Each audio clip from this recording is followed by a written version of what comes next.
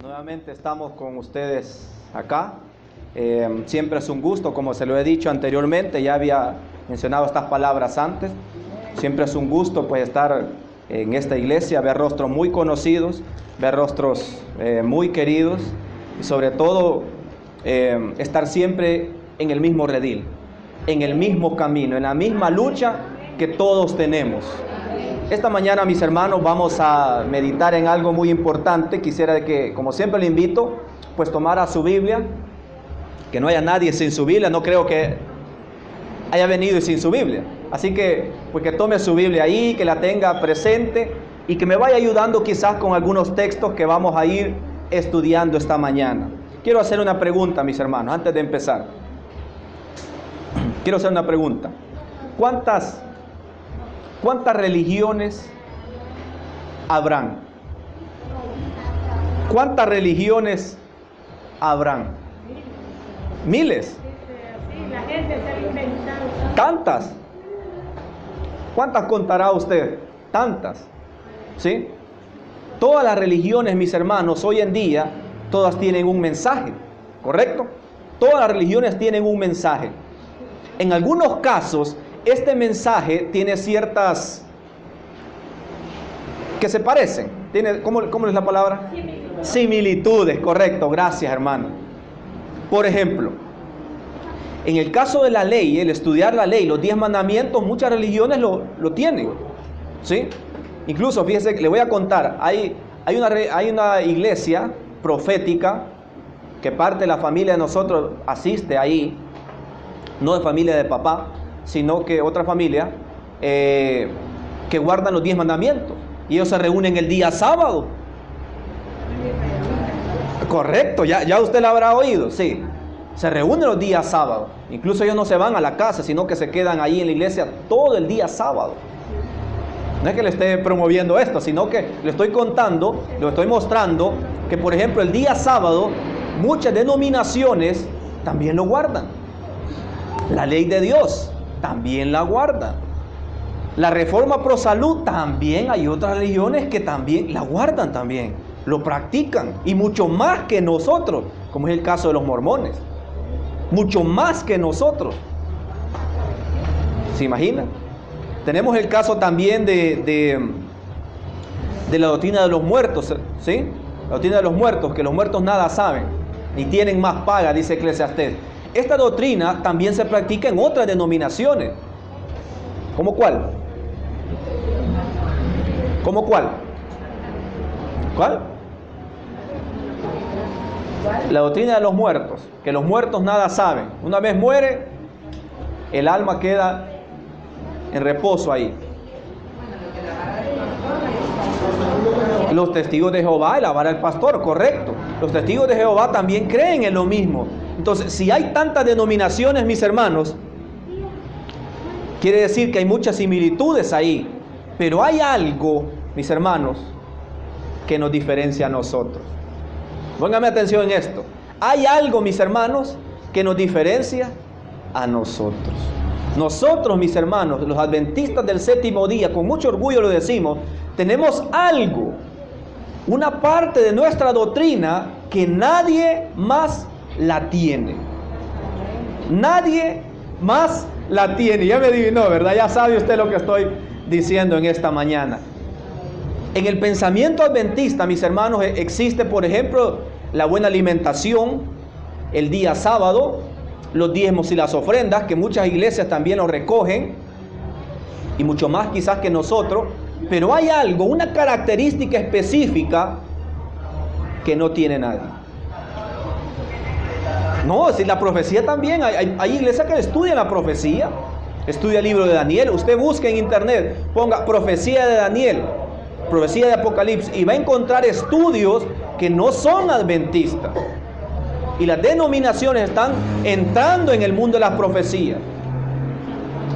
Pero hay algo que solo la iglesia nuestra posee. Posee, mis hermanos, porque es la iglesia que lo entiende, que debe entenderlo y que debe enseñarlo, porque si nosotros no lo enseñamos, las piedras hablarán. ¿Y quién más? Ahora, ¿qué es esto, mis hermanos?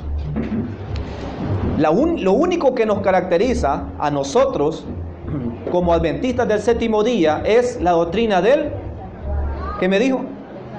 Del santuario. Esta doctrina, mis hermanos, ninguna denominación la comprende completamente como los adventistas del séptimo día. Pueden haber algunos estudios, pero exactamente bien estudiada como la iglesia nuestra, ninguna. Es propia. La doctrina del santuario. Le voy a leer un párrafo que traje. Este se llama, casi no se mira, bueno, no lo enseño porque no se mira, se llama el evangelismo. Se lo presté a mi papá, él no sabe, pero me lo traje. Se llama el evangelismo, página 167, y ahí vamos a empezar. Página 165, perdón, dice, anótelo. Tome papel y lápiz y anote, y no me crea a mí. Vaya a su casa, busque el libro, préstelo y lea a ver si yo dije algo correcto. Que estaba ahí, no voy a hacer que me haya equivocado en la página. Anótelo, verifíquelo, dice. Página 165, evangelismo. Dice, la correcta comprensión del ministerio del santuario celestial es el fundamento de nuestra fe. ¿Escuchó eso? La correcta comprensión de la doctrina del santuario es el fundamento de nuestra fe. Qué importante es el fundamento. Si usted tiene una casa, mis hermanos, si usted construye una casa y no hace bien los fundamentos, ¿qué va a pasar con esa casa? Por bonita que sea, por bien estructurada que esté, 3 plantas puede tener, bien las paredes muy bonitas, el piso, pero si el fundamento está débil, ¿qué va a pasar con la iglesia? Se cae. Ahora imagínese un edificio. Nuestra iglesia, mis hermanos, tiene un fundamento, y ese fundamento debe ser fuerte. ¿Y qué es el fundamento? La doctrina o el entendimiento del santuario. Vea lo que sigue diciendo. Veamos aquí. El pueblo de Dios, vea esto. ¿Quiénes son del pueblo de Dios? Nosotros, dice, el pueblo de Dios debería comprender claramente, no a medias, claramente el asunto del santuario, porque eso nos lleva al juicio investigador, correcto. Todos necesitan conocer por sí mismos este ministerio. De otro modo, es decir, si no lo comprendemos, si no lo estudiamos de otro modo, nos será imposible ejercitar la fe tan esencial en estos últimos tiempos. ¿Escuchó eso? Si nosotros no lo entendemos, no lo estudiamos, dice acá, nos será imposible ejercitar la fe. Muy valiosa y muy necesaria en estos últimos tiempos. Qué importante es esto. Vea lo que sigue diciendo. Dice que el estudio de la doctrina del santuario es un estudio tan importante porque nos revela algo. ¿El qué nos revela? El plan de redención o salvación. ¿Todos quieren salvarse? Sí, ¿verdad? Todos queremos salvarnos. Entonces, el estudio de esta doctrina nos muestra el plan de Dios para redimirnos. Qué importante es esto. Dice acá, como pueblo debemos ser estudiantes fervorosos. ¿Qué es fervoroso? Mucho. No a medias, no un medio pasón así rápido, sino un estudio profundo, dice, de esta profecía. No debemos descansar hasta que entendamos claramente el tema del santuario. Nos está hablando a nosotros, no le está hablando al vecino, le está hablando a nosotros, adventistas del séptimo día. Dice acá, si usted dice, bueno, si uno a veces puede pensar y decir, bueno, yo no lo entiendo, ese tema no me agrada, me cuesta, dice acá, muy repetidamente el Espíritu Santo, página 167, ya me pasé, muy repetidamente el Espíritu Santo ha respaldado de manera notable la predicación de esta doctrina. ¿Quién la respalda? El Espíritu Santo. Entonces vamos a estudiar una parte porque es un tema muy amplio. Yo creo que ya hemos hablado de eso en alguna ocasión, ya hemos predicado de esto, pero vamos a hablar de otra parte, mis hermanos. Hablemos un poco de geografía. Vamos a ver. compartimientos tenía el santuario en la época mosaica? Vamos a ver, platiquemos. ¿Cuántos compartimientos tenía el santuario que Dios le mandó a Moisés a construir? ¿Cuántos tenía? 3. Número 1, el atrio, el lugar santo y el lugar santísimo. Y en otra predicación yo mismo les mencioné que había otro espacio que casi no se estudia, aparte del atrio. Fuera del atrio, ¿qué había? No, fuera del atrio. No, fuera del atrio, fuera. ¿Qué había? ¿Se acuerdan? La última predicación de eso hablamos. Casi no se estudia que hay fuera del atrio. ¿Qué había ahí?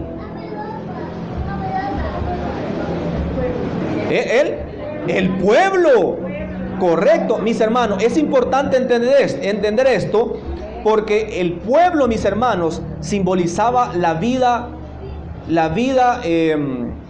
santa que todos debemos tener. Y yo le mencioné anteriormente que el pueblo de Dios no podía estar en fiesta, disfrutando. Hoy no voy a ir al día de expiación. Era un llamado solemne que ellos tenían que, decía ahí, en esa ocasión leímos, que ellos tenían que afligir sus almas, porque sus pecados estaban siendo intercedidos. Entonces es tan importante esto, porque la vida misma de Jesús, mis hermanos, está simbolizada en ese campamento. ¿Me escuchó eso? No me escuchó, solo me dice amén, pero no me escuchó quizás. La vida misma de Jesús, mis hermanos, está simbolizado, plasmada en ese campamento, en ese pueblo, porque Dios mismo tuvo que afligir sus almas estando acá en la tierra. Dios mismo tuvo que consagrarse, tuvo que estar en comunión con Dios estando aquí en la tierra. Era el campamento. Era el campamento. Posteriormente venía, al entrar en el santuario, en el espacio del atrio, ¿cuál era el primer mobiliario que había allí? No.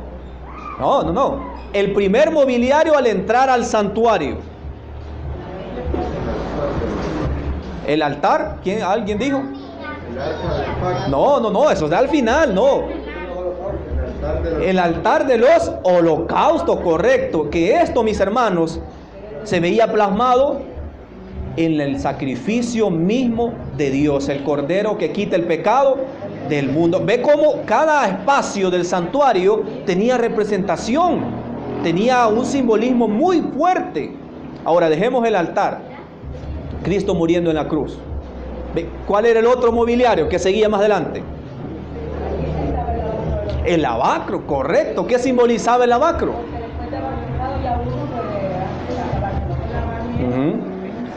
Cristo, mis hermanos, cuando Cristo murió, ponga atención a esto, póngame atención, ábrame los ojos, no me lo cierre. Cuando Cristo murió, mis hermanos, Él, después de muerto, resucitó. Y ya no resucitó en carne humana, sino que resucitó glorificado. Tanto dice que se le apareció a sus discípulos, ¿sí? Entonces mis hermanos, este lavacro simbolizaba dejar la humanidad completa para poder entrar en una forma espiritual al santuario en el cielo. Entonces a esto, mis hermanos, al lavacro lo entendemos como el acto de glorificación, ¿sí? Porque incluso dicen los discípulos en el texto que cuando Cristo se le apareció, Él tenía un resplandor. Ya estaba Él glorificado, ya había pasado del altar al lavacro. Qué interesante, cuánto simbolismo hay acá. Y hemos llegado solo hasta la puerta. Cuánto simbolismo hay acá, mis hermanos. Cristo fue ese cordero que quita el pecado del mundo. Gracias a ese sacrificio es que nosotros hoy optamos por la salvación. ¿Qué hubiese pasado, mis hermanos? Solo estamos haciendo una introducción. ¿Qué hubiese pasado si Cristo no hubiera muerto? ¿Qué hubiese pasado? ¿Y nosotros cómo quedamos?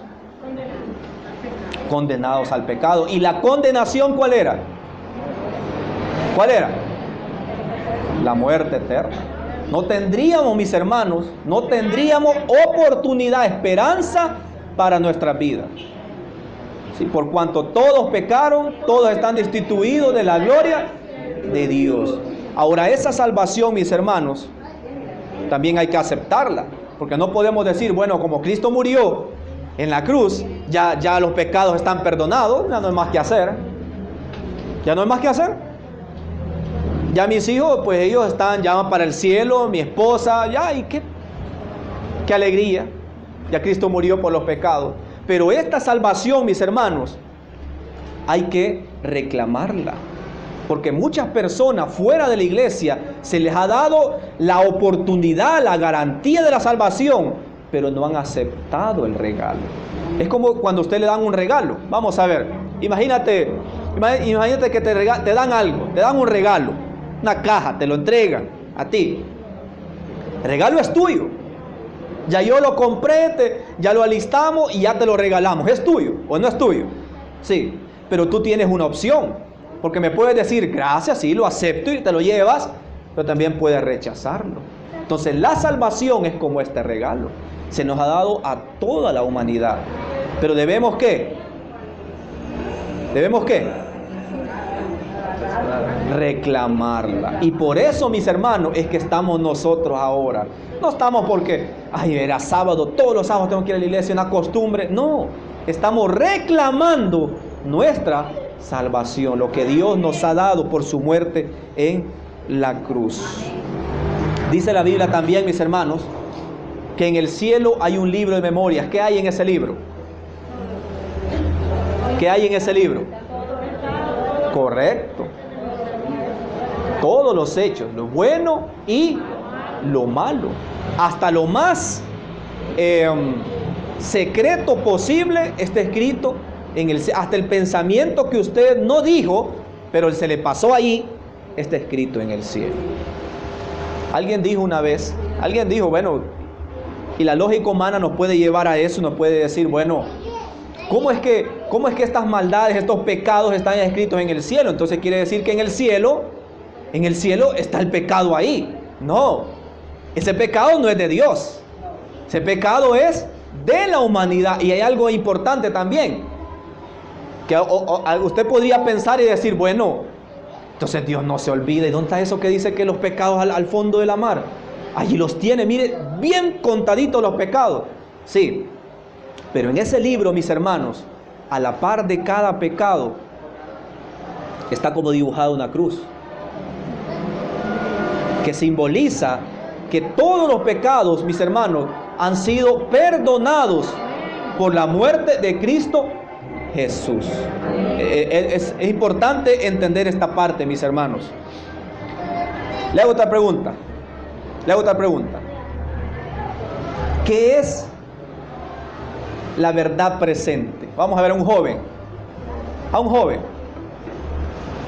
Vamos a ver, ¿qué es verdad presente? Un joven.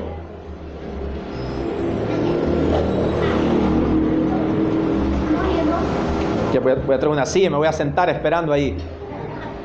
¿Qué es el término o qué entiende usted por verdad presente? Que es otro de los términos propios de nuestra iglesia. ¿Qué es verdad presente?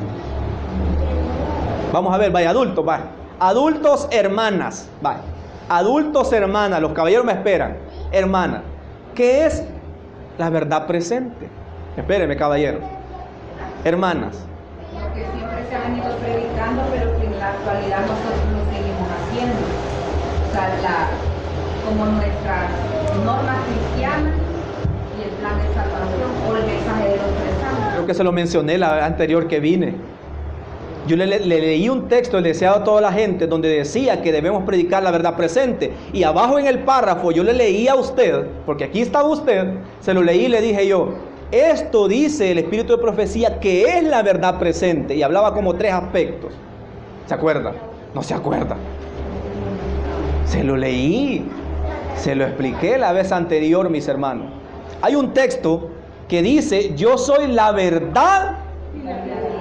Entonces Jesús está diciendo que Él es la verdad. ¿Sí? Entonces el término verdad presente nos lleva a entender. ¿Cómo? En mi vida es lo que Jesús, mis hermanos, está haciendo ahorita. Eso es verdad presente. Entendámoslo así. No, sí hay varias deducciones, estudios, pero entendámoslo así fácil. ¿Qué es verdad presente? Lo que Jesús está haciendo ahorita. ¿Y qué está haciendo? No está de vacaciones, no está en el cielo sentado. Está intercediendo por nosotros ahora. Vamos al libro de Apocalipsis. Después de haber estudiado esta parte, de haber conversado, vamos al libro de Apocalipsis, capítulo 3. Libro de Apocalipsis, capítulo 3.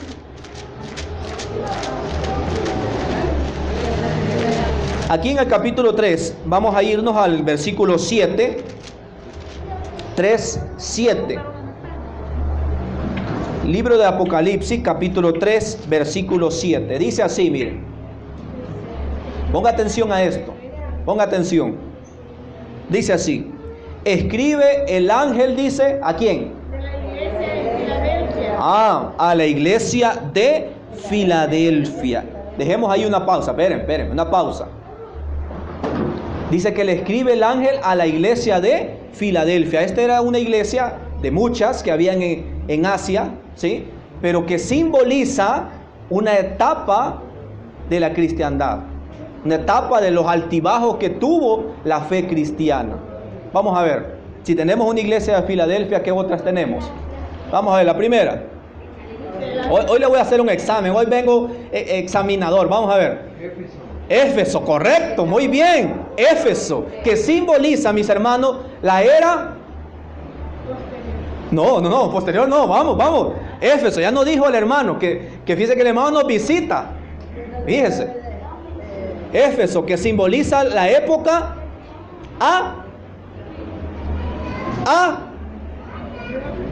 anterior, apostólica, el nacimiento de la iglesia, mis hermanos, en la época de los apóstoles. 2, vamos a ver, 2. ¿Cuál?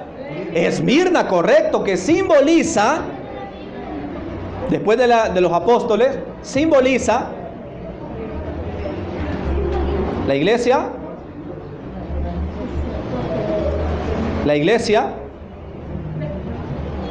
perseguida, mis hermanos, por Roma. La iglesia pura que fue perseguida por Roma. Número 3, ahí lo está leyendo usted. Ya lo encontró, hoy sí está fácil. Número 3, Pérgamo, correcto, que simboliza, después de la iglesia perseguida, simboliza ¿qué? La iglesia que se le llama la iglesia apóstata. Sí. ¿Se acuerda usted de Constantino? Sí, la iglesia que permitió que entraran doctrinas falsas, incluso la adoración de ídolos, a la iglesia pura de Dios. Por eso se le llama la iglesia apóstata. Y vamos a ver, vamos en Pérgamo, ¿verdad? Dice en versículo 13, 2:13, mire lo que dice. Entendamos esto, Apocalipsis 2:13. Conozco que habitas donde... ¿A quién está hablando? A la iglesia de Pérgamo, a la iglesia que seguía los caminos de Dios. Y vea lo que le dice. Conozco que habita donde está la silla de Satanás. La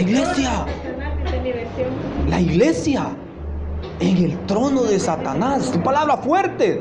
Por eso se le llamó la iglesia apóstata. Número 4, la iglesia de Tiatira, que simbolizaba, mis hermanos, ya la supremacía papal, la época medieval. Versículo 19, 2:19. Conozco tus obras, dice a Tiatira. Conozco tus obras, tu amor, tu fidelidad, tu servicio, tu paciencia. 21. Le di tiempo para que se arrepienta de la... y no se quieren arrepentir. 22. Así los arrojaré a un lecho de sufrimiento. Ahí vemos, mis hermanos, la época de la Santa Inquisición, época de mucho dolor para la iglesia, de mucha persecución, la supremacía papal. 5. Sardis, correcto, que simboliza, después de la época medieval, que simboliza... Dice que está viva, pero que realmente está muerta. Ajá. ¿A dónde está? Vamos a ver. Porque yo conozco el 1. Sí. Conozco tus obras que tienen nombre de que vives. Correcto.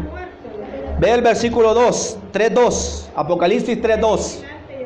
Sé vigilante. Le está hablando a la iglesia ya. Ya había restablecido, ya había dejado la falsa adoración. Ahora es una iglesia activa y se le dice: sé vigilante. Reanímate en lo que queda y está por morir. 3. Acuérdate de lo que has recibido. Acuérdate. Sé vigilante. 4. Con todo tienes unas pocas personas en Sardis que no han manchado su ropa. O sea que sí había, desde época de la apostasía, sí había un grupo de personas. A esto, mis hermanos, se le conoce como la iglesia profesional. No. La iglesia protestante, correcto, que fue un grupo, mis hermanos, que, vamos a decirlo así, se rebeló con la única iglesia que había en ese entonces y se desligó con un mensaje verdadero. Ahí tenemos a los luteranos, a los presbiterianos, tenemos a los anglicanos, ¿sí? Iglesias que se separaron en esa ocasión. Número 6. Ahora sí, ya llegamos. Venimos de un recorrido, llegamos a la iglesia de Filadelfia, que era lo que hablaba el capítulo 3, ¿sí? Esta iglesia, mis hermanos, se le conoce como la iglesia misionera, ya por los años 1700 después de Cristo. La iglesia misionera, la iglesia que después del protestantismo trató de llevar el mensaje hasta los últimos confines de la tierra. Y que gracias a ellos, nosotros hoy tenemos el evangelio. Si no quizás tuviéramos que aprender latín para estudiar la Biblia. Gracias a ellos, a que muchas personas, y eso me llama a mí la atención, en una celda, condenados de por vida, trataron con una luz de una vela traducir la Biblia de latín al idioma más común para todos nosotros. Gracias a ellos. Es que hoy tenemos en español, hay varias versiones y de hasta pastas hay. Hay la Biblia para la mujer, la Biblia para el estudio, la Biblia aquí, la Biblia allá. Gracias a este esfuerzo que se hizo en esa era, ¿sí? Y luego termina con la iglesia de la Odisea, la iglesia que llamamos ¿cómo? El remanente, pero tiene una característica esta iglesia.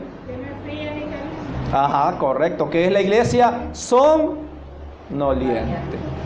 tambaleante, que a veces está con un ojo y a veces está con otro ojo cerrado, ¿sí? Entonces volvamos al libro de Apocalipsis capítulo 3, donde estábamos, versículo 7, Apocalipsis 3:7, Apocalipsis 3:7, dice de la siguiente manera, 3:7, escribe al ángel a la iglesia de Filadelfia, correcto, la sexta iglesia. Esto dice el santo, el verdadero, el que tiene la llave de David. Tiene una llave. Oiga esto, ponga atención. Tiene una llave. Primer punto. El que abre. O sea que tiene la llave y abre. Ponga atención. No cierra y... una llave que abre y que ninguno cierra. ¿Sí? O sea que la puerta que él abre, ninguno la puede cerrar. Y dice, y cuando él la cierra, ninguno la puede abrir. Interesante. Hay una puerta y él tiene la llave. Y cuando él cierra esa puerta, nadie la puede abrir. Y cuando está cerrada, nadie la puede abrir. Qué interesante. Versículo 8. Ahora le habla a la iglesia de Filadelfia. Conozco tus obras. Dice, conozco tus obras, que nadie, he abierto ante ti, dice, ¿qué dice que ha abierto ante la iglesia de Filadelfia? Una puerta. Dice que ha abierto una puerta que nadie puede cerrar, porque aunque tienes poca fuerza, has guardado mi palabra y no has negado mi nombre. ¿Por qué se le abrió esa puerta a esa iglesia? Porque ha guardado su palabra, aunque son pocos, se ha mantenido fiel. Qué interesante. Una puerta. ¿Qué puerta será? Versículo 9. Y te entrego de la sinagoga de Satanás a los que dicen ser judíos y no lo son.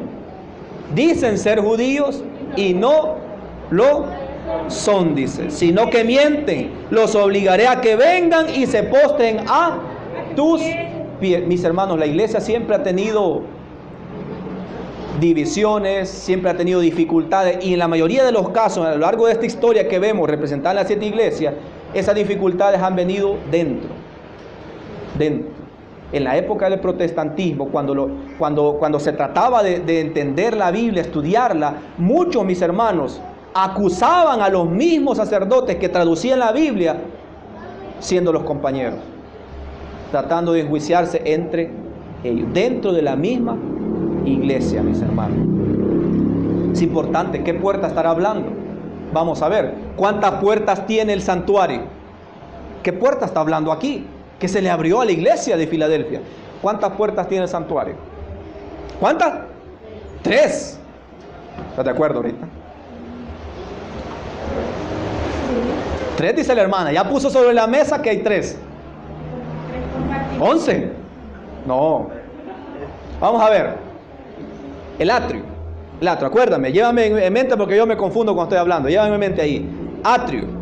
Tenemos una puerta para entrar de la parte de afuera del pueblo al atrio. ¿Sí? Una puerta. Una. Seguidamente viene el lugar santo. 2 puertas. ¿Sí? ¿Estamos bien? Y del lugar santo pasa al lugar 3 puertas, mis hermanos. Qué interesante esto, mis hermanos, porque esa puerta que le fue abierta a la iglesia de Filadelfia y que sigue estando abierta, vamos a entender que es la última puerta que ha sido abierta dentro del santuario. Mire qué interesante el recorrido que hemos ido a dar. Todo dentro de la doctrina del santuario. Mucho simbolismo ahí. Hablamos de tantas cosas y venimos a aterrizar en la puerta del lugar santo al lugar santísimo. Apocalipsis capítulo 11. Vamos a profundizar más. Apocalipsis capítulo 11. Mire que son 11:15 y yo veo que no pasa ese reloj. ¡Qué alegría! Tengo tiempo. ¡Qué alegría! No pasa de 11:15. Estamos bien. 11:15 vamos a salir, así que me queda todavía mucho tiempo. Vamos a ver, dice Apocalipsis 11:19. Dice, entonces fue abierto, dice que ¿Qué dice Lidia? El santuario de Dios que está en el cielo. Entonces fue abierto, dice, el santuario de Dios en el cielo. No Moisés, sino en el cielo. Y dice así, ve lo que dice Ariel, pon atención, dice, quedó a la vista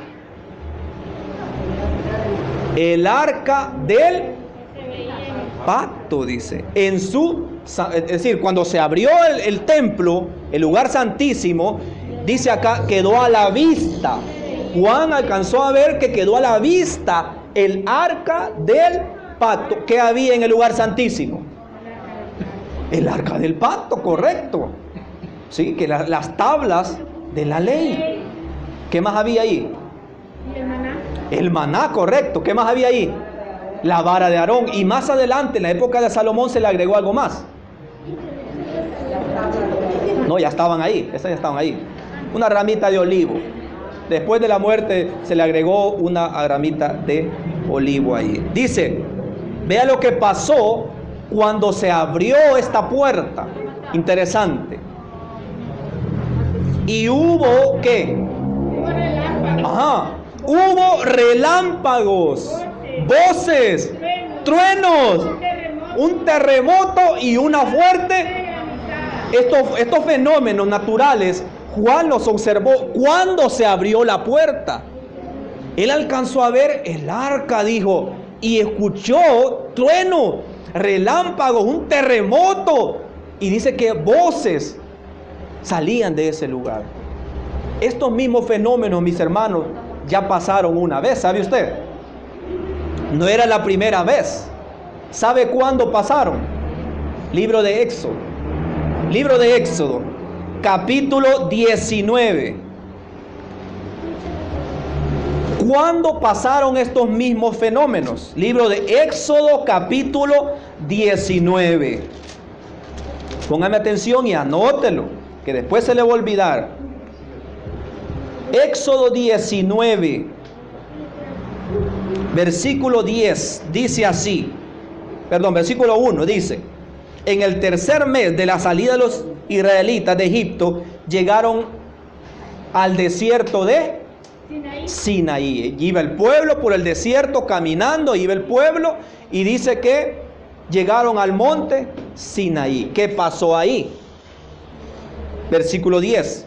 El Señor dijo a Moisés: ve al pueblo, ve al pueblo, santifícalo hoy y mañana, que laven sus vestidos. 11. Y estén preparados para el tercer día, porque el tercer día, ¿qué dice? Descenderé a la vista de todo el pueblo sobre el monte. Sí. ¿Por qué tenían que santificarse el pueblo? Porque Dios iba a llegar. Correcto. ¿Usted entiende? Correcto. Versículo 14. Y Moisés hizo lo que Dios le había mandado. ¿Estamos bien?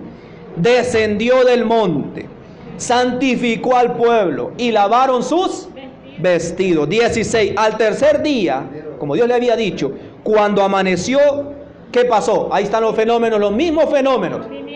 Truenos, relámpagos y aquí no dice que era una graniza que había, como allá en Apocalipsis, no, que dice que una espesa nube se posó sobre el monte. Los mismos fenómenos que habla Apocalipsis. Dice acá, y un penetrante sonido. Allá Juan escuchó voces, ¿sí?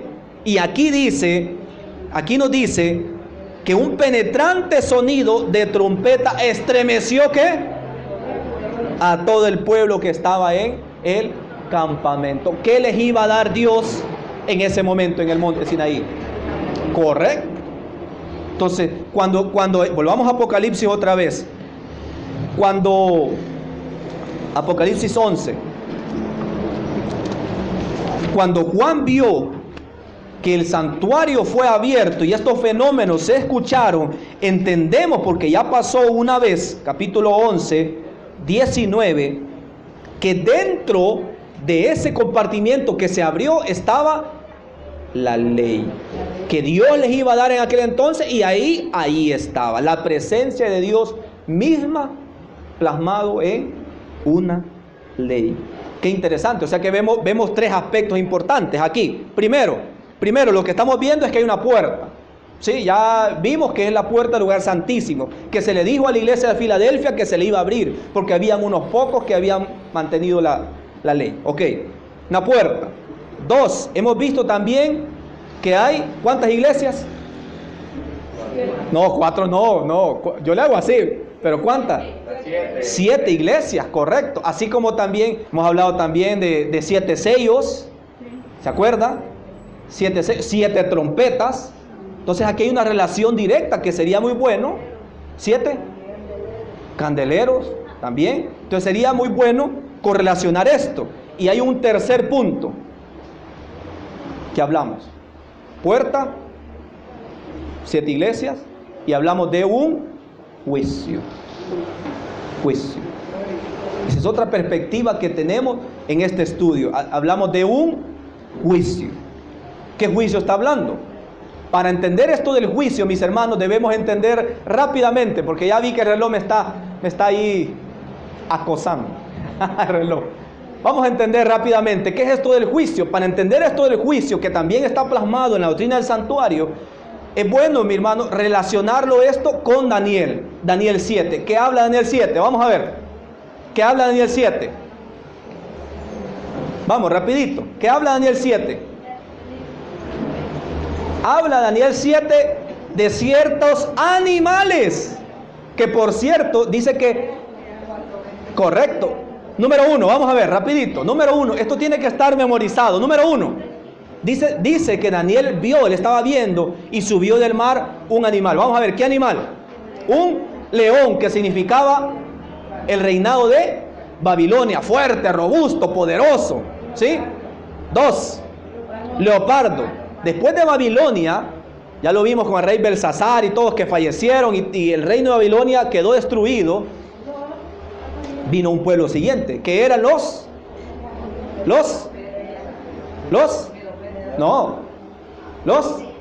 Rita,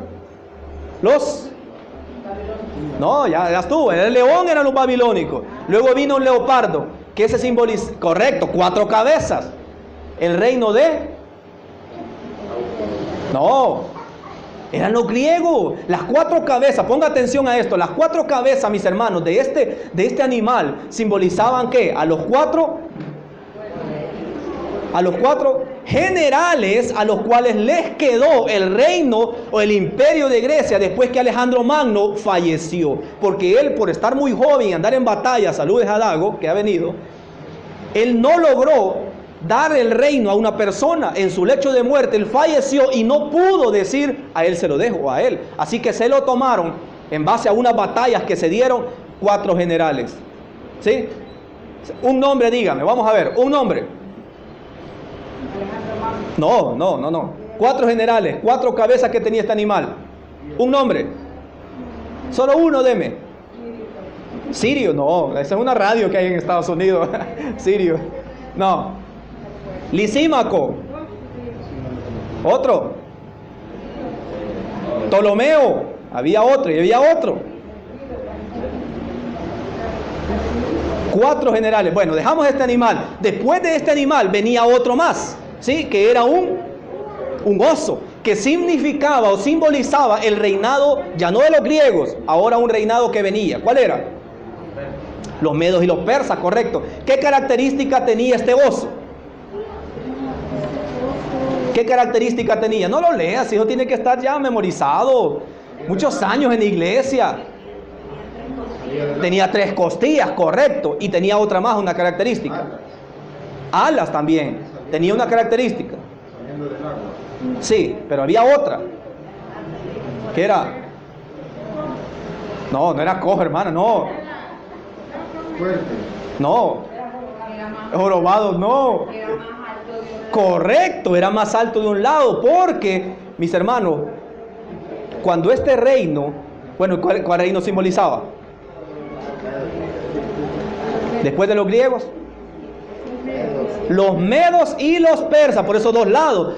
Dice la historia que los persas, mis hermanos, cuando conquistaron el reino de los medos, ahí cierta atracción, similitud, amistad se logró entre los 2 reyes. Tanto que el rey Ciro de los medos dice de que él perdonó la vida al rey Darío de Media. Y dijeron, bueno, está bien.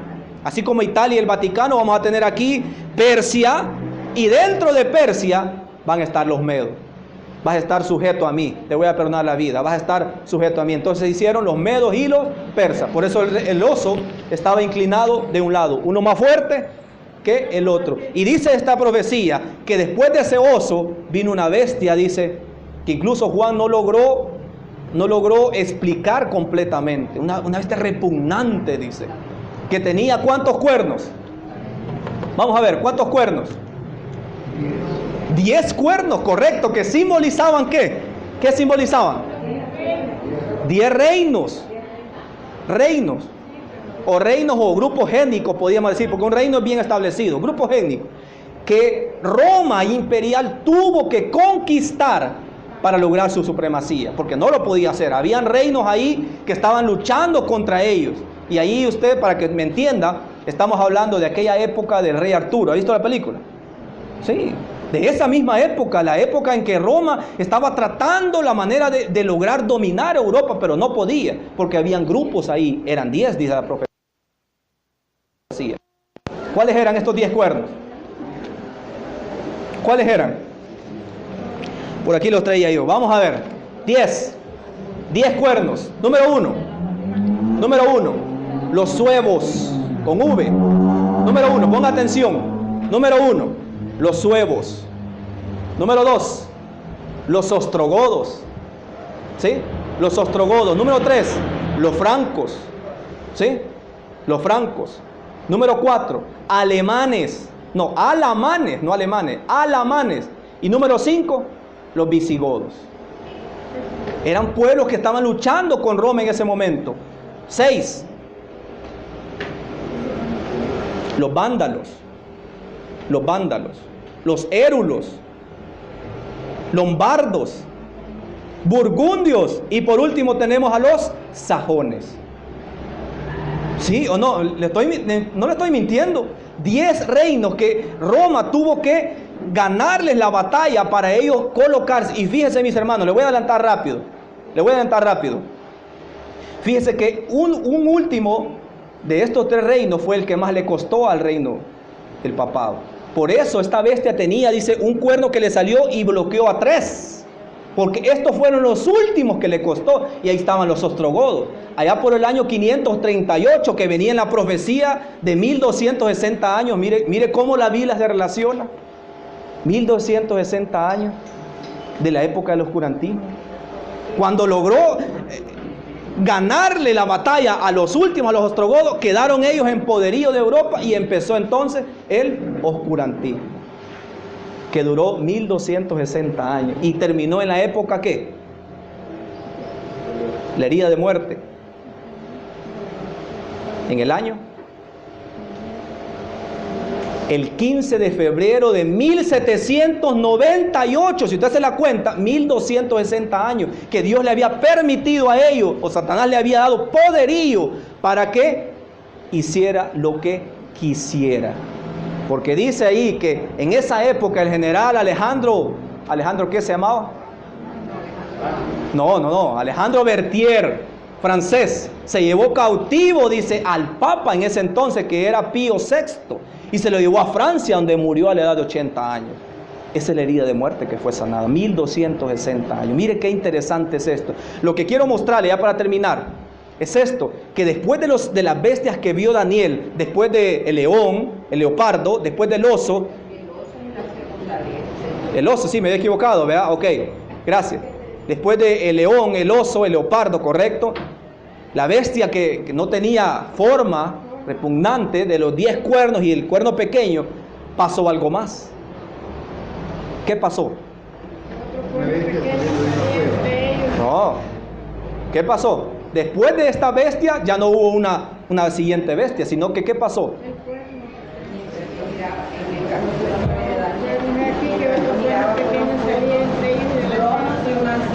Ajá, correcto. Dice de que el Hijo del Hombre fue al anciano de días.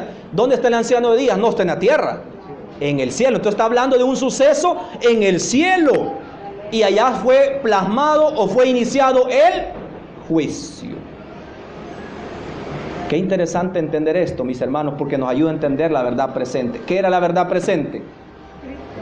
Lo que Cristo está haciendo ahorita, ese juicio, mis hermanos, que llamamos investigador, un juicio donde cada uno de nosotros, mis hermanos, debe ser probado, examinado exhaustivamente, como decía aquel texto, el deseado de la gente, de toda la gente que le leí, examinado exhaustivamente cada uno de nuestros hechos, aún hasta los más secretos, por aquellos que yo no me he arrepentido. Allí se van a ver, por ejemplo, aquellos, así como las 10 vírgenes, aquellos, mis hermanos, que tenían la lámpara, pero no tenía aceite. Allí se va a ver aquellos que tenían la lámpara en sus manos, que les fue dada esa lámpara, pero no tenía aceite. ¿Se acuerda usted la parábola de los 2 deudores? ¿Qué dice esa parábola? A uno le dejó perdonado Ajá. pero el otro no quiso perdonarle al otro que le debía más poquito todavía. Ajá. Por el rey no quiso perdonar al otro que le debía. Ajá, o sea que a él le perdonaron una deuda grande y él se fue. Y sabe que este hombre, dice la parábola, mire qué relación tiene. Este hombre, lo primero que va a hacer, ¿qué cree que es? Ah, vos me debes. Digo, encontré una persona en el camino, vos me debes, hoy me pagás. Entonces alguien que escuchó, los siervos del rey van donde el rey y le dice, mira, aquel hombre que le has perdonado la gran deuda, allá le está cobrando, lo tiene en el cuello al hombre ahí porque no le has querido pagar. Entonces el rey dice, tráiganmelo. Ah, con que tú no has perdonado esa pequeña deuda, entonces a la cárcel. Mis hermanos, esto muestra, mis hermanos, que ese sacrificio grande que Cristo hace por nosotros es un gran regalo. Pero nosotros, ¿qué tenemos que hacer? Aceptarlo y vivir una vida piadosa. Porque si yo no puedo perdonar a mi hermano, ¿cómo quedo yo si Dios me ha perdonado a mí? Qué interesantísimo esto, mis hermanos. Y vamos a terminar con el libro 2 de Timoteo 3. Ahí cierro. He ido lo más veloz posible. Me quedan 5 minutos de hace rato. 2 de Timoteo 3. 2 de Timoteo capítulo 3. Esto me recuerda también a la época de la pesca. ¿Cuántos habrán pescado? ¿Has pescado tú? ¿Tú has pescado, vea? ¿Ya has pescado alguna vez? No. ¿Ya has pescado tú? ¿Tú has pescado alguna vez?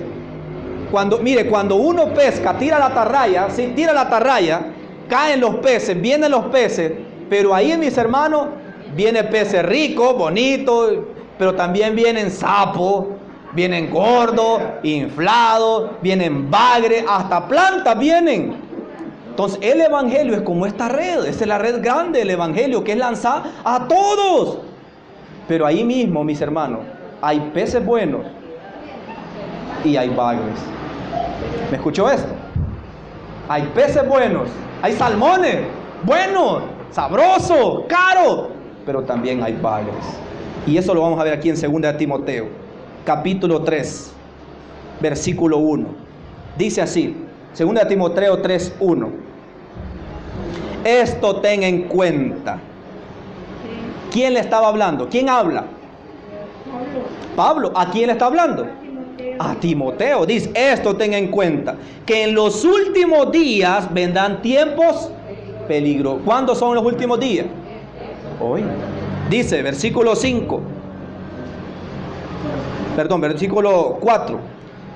Habrán traidores, arrebatados, infatuados, amantes de los placeres, más de Dios. Dice, ahí habla de tantos pecados que la humanidad puede meterse. Habla, por ejemplo, el versículo 3, sin afecto natural, desleales, calumniadores. Y uno puede decir, bueno, estas personas, Pablo le está diciendo a Timoteo que se cuide del mundo tan malo, tan pecaminoso, pero hay algo que ver. Versículo 5. Y tendrán apariencia de piedad. No está hablando de la persona mala, sino cuídate, que así como todas estas características malas de la humanidad están dentro de la iglesia. Así como las 10 vírgenes. Puede tener la lámpara, pero sin aceite. Tendrán apariencia de piedad, pero negarán su eficacia. A esto se evita. Y esto, mis hermanos, se lo dijo a un hombre en aquel entonces. O sea que ya la iglesia tenía entonces trigo y cizaña, y la ha tenido siempre. Y de esto, mis hermanos, es que nosotros debemos entonces cuidarnos, mis hermanos. Voy a terminar diciendo, ¿se acuerda usted?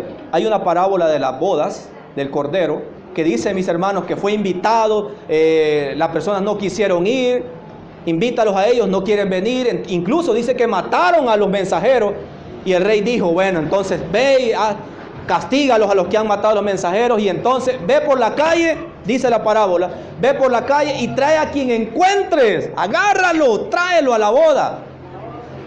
Correcto, dice que el rey vio lleno, wow, dijo, la boda hoy sí, muchos invitados, pero había un hombre que no estaba vestido. Entonces, mis hermanos, esta boda del Cordero, mis hermanos, nosotros tenemos que prepararnos. ¿Cómo? Renovando nuestra forma de vida, dejando las malas costumbres, porque si no es así, ¿qué va a pasar cuando el juicio investigador termine? En la época de Moisés, cuando el sacerdote salía al lugar santísimo, que ya había terminado el día de expiación, todo, él salía y daba bendición al pueblo. Eso, mis hermanos, no ha sucedido, porque cuando el juicio investigador termine, Dios no va a ir a su pueblo, sino que va a venir a la tierra donde está su pueblo y va a dar a cada uno según sus obras. Por eso es importante tener un correcto vestimenta. Apocalipsis, termino con Apocalipsis. Ahí el texto que leímos, 14, Apocalipsis 14:6. 14:6. Dice Apocalipsis 14:6. Entonces vi a otro ángel, dice, que volaba en el cielo con el evangelio eterno para predicarlo a los que habitan en la tierra, toda nación, tribu, lengua y pueblo. 7. Decía el ángel, a gran voz, sin miedo, decía, reverenciad a Dios y darle gloria, porque ¿qué? Ha llegado la hora de su juicio. Debemos prepararnos. La iglesia, mis hermanos, y eso grábeselo usted, la iglesia, mis hermanos, no es un club social. La iglesia, mis hermanos, no es para vernos las caras a la hermana y comamos. Sí es bueno, porque yo he oído que van a vender algo más adelante, creo yo. Sí es bueno, pero la iglesia, el fin no es estar reunidos en hermandad, hermano, y estar solo esto. Debemos prepararnos y preparar a otro para las bodas del Cordero. Que Dios, mis hermanos, nos bendiga en esta mañana.